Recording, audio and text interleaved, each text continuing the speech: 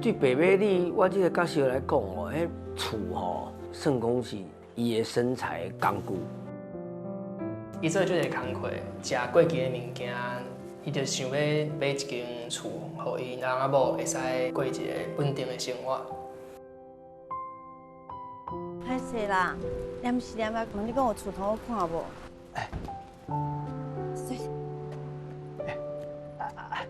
高妈妈甲高爸爸吼，无论吼厝的好歹，只要吼我家大做伙哦，阮就感觉足感动。迄厝吼无风无雨，阮就感觉迄间厝嘛足温暖的咧。我感觉是亲人之间会当互相关心，需要爱的所在。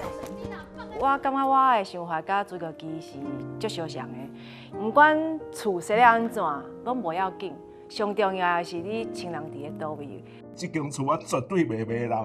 亲人才是上重要的。家对温蒂来说，应该是一个爱的连接，一个归属感。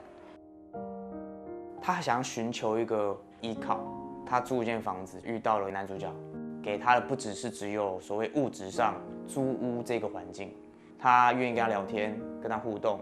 你看，有啦，上少3公斤，爱开始运动啊。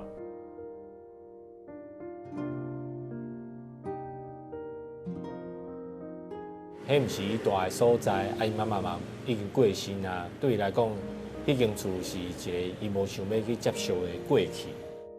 我觉得他是一个流浪的人，他只要在这个空间里面有任何一点归属感，或是自己可以呼吸的空间，他就觉得这个地方是家。